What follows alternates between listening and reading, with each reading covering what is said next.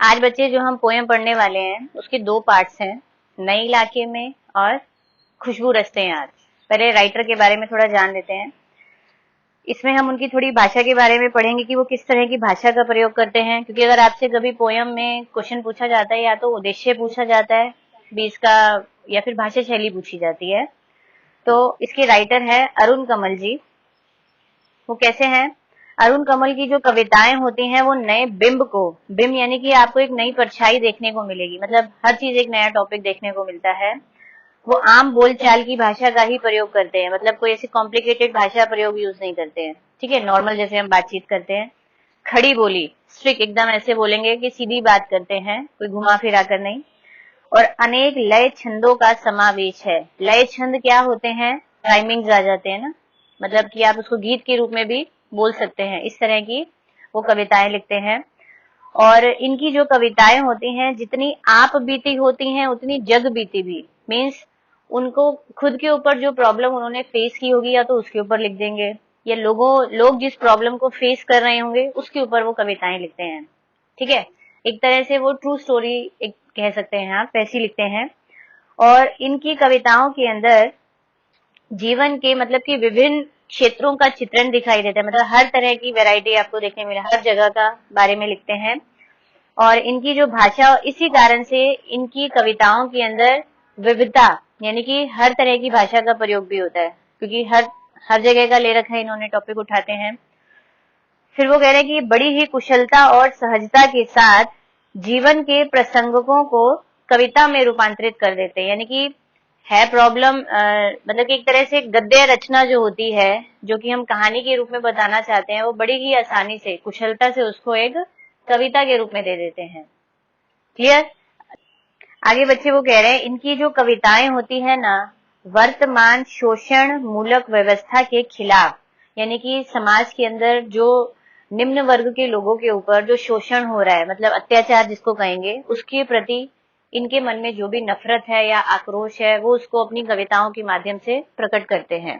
ठीक है, अब क्योंकि वो कह रहे हैं कि मतलब कि नफरत और उसे उलट कर एक नई मानवीय व्यवस्था का निर्माण करने की आकुलता सर्वत्र दिखाई देती है, यानी कि जो नफरत उनके मन में उनके प्रति है कि वो क्यों लोग उनके साथ ऐसा बुरा बिहेव कर रहे हैं, तो वो कुछ एक अलग एंगल से पेश करते हैं ताकि लोग उनको सुधारने की कोशिश करें, उनके साथ अच्छा व्यवहार करने की कोशिश करें।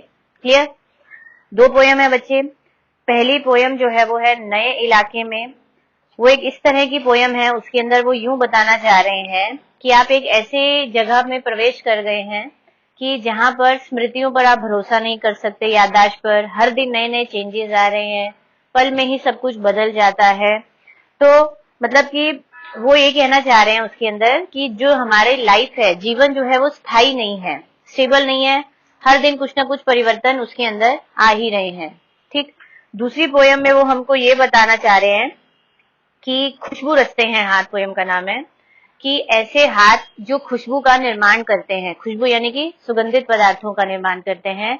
इसके अंदर खासतौर से वो अगरबत्तियों के बारे में बताया गया है। तो वो कह रहे हैं कि भी ये जिस इन चीजों का निर्माण कर रहे हैं, मतलब कि अगरबत्तियों का या खुशबू का जो निर्माण कर रहे हैं, एक्चुअल में वो निम्न वर्ग से रिलेटेड हैं, बहुत छोटे लोग हैं, और वो कैसे सृष्टि को सुंदरता प्रदान कर रहे हैं, खुशबू प्रदान कर रहे हैं, लेकिन उनके साथ बहुत बुरा होता है।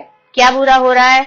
क्योंकि वो खुद के जीवन में तो बड़े ही उनके दुख होते हैं, उनके पास फैसिलिटीज की कमी होती है, वो दूसरों की लाइफ में खुशबू बिखेरते हैं, लेकिन अपनी उनकी जिंदगी केवल बदबू से भरी हुई है। अब बदबू से कैसे भरी हुई है? क्योंकि वो जिन इलाकों में रहते हैं वो बहुत ही बदबूदार और गंदे इलाके हैं। ठीक है, और वो ये कहना चाह रहे हैं कि मतलब कि वो किन भयावह स्थितियों में रहते हैं, मतलब भयानक स्थितियों में, मतलब हम अपनी समाज में जितने भी लोग रहते हैं उनके घर का कूड़ा करकट जहाँ फेंका जाता है वहीं उनकी बस्तियां बनी होती हैं, वो वहीं पर रहते हैं, और कैसे वो अपना जीवन बिता रहे हैं। तो इसके बारे में समाज को सोचना भी चाहिए, क्योंकि वो हमारे लिए तो अच्छा काम कर रहे हैं, तो हमें भी तो उनके लिए सोचना चाहिए ना। हमें उनकी उपेक्षा नहीं करनी चाहिए, उनके बारे में गलत नहीं कहना चाहिए, ऐसा कवि कहना चाह रहे हैं। पोयम स्टार्ट करते हैं बच्चे। नेक्स्ट बच्चे हमारी पोयम है खुशबू रचते हैं हाथ। नाम का मतलब समझ में वैसे ही आ रहा है कि ऐसे हाथ जो खुशबू का निर्माण करते हैं, बनाते हैं। कई गलियों के बीच, कई नालों के पार, कूड़े करकट के ढेरों के बाद बदबू से फटते जाते हैं इस टोले के अंदर, खुशबू रचते हैं हाथ, खुशबू रचते हैं हाथ। कभी ये कहना चाह रहा है कि कई गलियों के बीच, यानी कि वो आपने देखा होगा कुछ स्लम एरियाज ऐसे होते हैं, वो छोटी छोटी गलियों के बीच में रहते हैं, ठीक है, काफी गलियां क्रॉस करते हुए आप जाएंगे। और नालों के पार, नाले कहाँ होते हैं, जहाँ गंदगी होती है, बड़े बड़े नाले जहाँ सब कूड़ा करकट फेंकते हैं, तो उसको भी क्रॉस कर देंगे, वहां पर गलियों को पार करते हुए जाएंगे जहां पर कूड़े करकट के ढेर होंगे, दुनिया भर की गंदगी जहां होगी, उन ढेरों के भी बाद में जहां पर इंसान खड़ा भी नहीं हो सकता है, इतनी ज्यादा स्मेल आती है, बदबू आती है, तो उस वहीं पर टोले बनाकर, यानी कि ग्रुप बनाकर के ये लोग वहां पर रहते हैं और अपने ही हाथों से खुशबू का निर्माण करते हैं, हमारे लिए, समाज के लिए खुशबू का निर्माण करते हैं। आगे है बच्चे, उभरी नसों वाले हाथ, घिसे नाखूनों वाले हाथ, पीपल के पत्ते से नए नए हाथ, जूही की डाल से खुशबूदार हाथ, गंदे कटे पिटे हाथ, जख्म से फटे हुए हाथ, खुशबू रचते हैं हाथ, खुशबू रचते हैं हाथ। अब इस पैराग्राफ में उन्होंने एक्चुअली बताया है हमको कि जो खुशबू का निर्माण करते हैं ना, उनके हाथ कैसे होते हैं।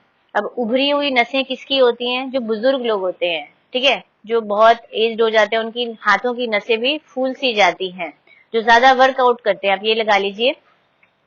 और फिर वो कह रहे हैं कि घिसे नाखूनों वाले हाथ। अब हाथ घिसे हुए किसके होते हैं, जो बहुत ज्यादा काम करते हैं ना, काम कर करके उनके नाखून भी घिस जाते हैं, ठीक, कि आप जैसे लोग तो क्या होते हैं, नाखूनों के बड़े नेल्स, फाइलर, ये सब लगते हैं, ठीक है ना, तो वो लोग काम कर करके उनके तो नेल्स भी घिस चुके होते हैं। अब देखिए, इसमें बोला गया पीपल के पत्ते से हाथ, मीन्स जो बच्चे अभी पैदा हुए हैं, छोटे छोटे बच्चे हैं, कोमल जिनके हाथ होते हैं, वो भी इसी काम में लगे हुए हैं। और जूही की डाल, यानी कि जो नव युवतियां हैं, यानी कि लड़कियां हैं या नई नई दुल्हन हैं, जिनकी अभी शादी हुई है, वो सब भी इसी ही काम में लगी हुई हैं, सब बस यही काम में लगे हुए हैं। गंदे कटे पीटे, अब वो लोग कई बार क्या होता है, इतना ज्यादा मजदूरी वाला काम करते हैं कि उनके हाथ भी कट जाते हैं, और हाथ कटने से उनके हाथों में जख्म बहुत ज्यादा हो जाते हैं। तो ये सब हाथ वाले भी, मतलब कि वो बिना कोई परवाह नहीं करते उनकी हाथों की हालत कैसी है, फिर भी वो इसी काम में लगे हुए हैं और हमारे लिए खुशबू का निर्माण कर रहे हैं। यहीं इस गली में बनती है मुल्क की मशहूर अगरबत्तियां, इन्हीं गंदे मोहल्ले के गंदे लोग बनाते हैं केवड़ा, गुलाब, खस और रात की रानी अगरबत्तियां। अब वो ये कहना चाह रहे हैं कि ये जो गलियां हैं, यानी कि इतना बदबूदार जो गलियां हैं, गंदी गलियां हैं, और यहीं पर ही मुल्क की, यानी कि पूरे देश की मशहूर, यानी कि फेमस अगरबत्तियां यहीं पर बनती हैं, बदबूदार इलाकों में। और इन्हीं गंदे मोहल्ले के गंदे लोग, देखिए वैसे उनको गंदा नहीं कहा गया, उन्होंने कभी किस वजह से बोल रहा है कि जो लोग गंदगी में रह रहे हैं, गंदी जगह पर रह रहे हैं, ठीक है ना, इसीलिए उनको कहा है कि समाज के लोग तो उनको यही बोलते हैं ना कि इतने गंदे लोग हैं ये लोग, तो उस हिसाब से ही हम उनको बोलते हैं। तो कह रहे हैं कि वही गंदे लोग हमारे लिए केवड़ा, गुलाब, खस और रात की रानी, ये सब फूलों के नाम है, ऐसे अलग अलग वैरायटी वाली हमारे लिए अगरबत्तियों का निर्माण करते हैं, ठीक। दुनिया की सारी गंदगी के बीच दुनिया की सारी खुशबू रचते हैं हाथ, खुशबू रचते हैं हाथ, खुशबू रचते हैं हाथ। यानी कि दुनिया भर की जो गंदगी है, हमारे घरों से जो भी कूड़ा करकट निकलता है और जहां फेंका जाता है, ठीक है, दुनिया भर की सारी गंदगी वहीं इकट्ठी होती है, तो उसी गंदगी के बीच में दुनिया की सारी खुशबू का निर्माण होता है, क्लियर। और यही गंदगी वाले बदबूदार इलाके में रहने वाले लोग ही अपने हाथों से हमारे लिए खुशबू का निर्माण करते हैं। तो अब समाज की, एक्चुअली कवि यहाँ पर इस पूरी पोयम में सिर्फ ये अपनी बात व्यक्त करना चाहता है कि जो भी है हमारे लिए, जो भी इतना कष्ट उठा रहे हैं, हमारे लिए खुशबू का निर्माण कर रहे हैं, तो समाज का और या हम लोगों का यही कर्तव्य है कि हम भी उनके लिए कुछ अच्छा सोचें, उन्हें, मतलब कि एटलीस्ट और कुछ नहीं कर सकते, उनको उन गंदी बस्तियों से निकालकर कोई अच्छी जगह पर रखें, या फिर वहां गंदगी को इस तरह से मतलब कि करें कि वो बोलते हैं ना कि हमें कचरे को क्या करना चाहिए, डिस्पोज करना आना चाहिए, है ना। ढंग से उसका सही ढंग से यूज करें ताकि उनको वहां बदबू या गंदगी मिले ही नहीं जहां वो रह रहे हैं। उन्हें भी जीने का हक है, उन्हें भी अच्छी जगह पर रहने का हक है ना। क्लियर? समझ में आया बच्चे? चैप्टर बच्चे फिनिश हो गया है। फिर भी कुछ भी आपको कहीं पर कोई भी डाउट आता है तो आप मुझसे डिस्कस कर सकते हैं। Okay, good bye, take care.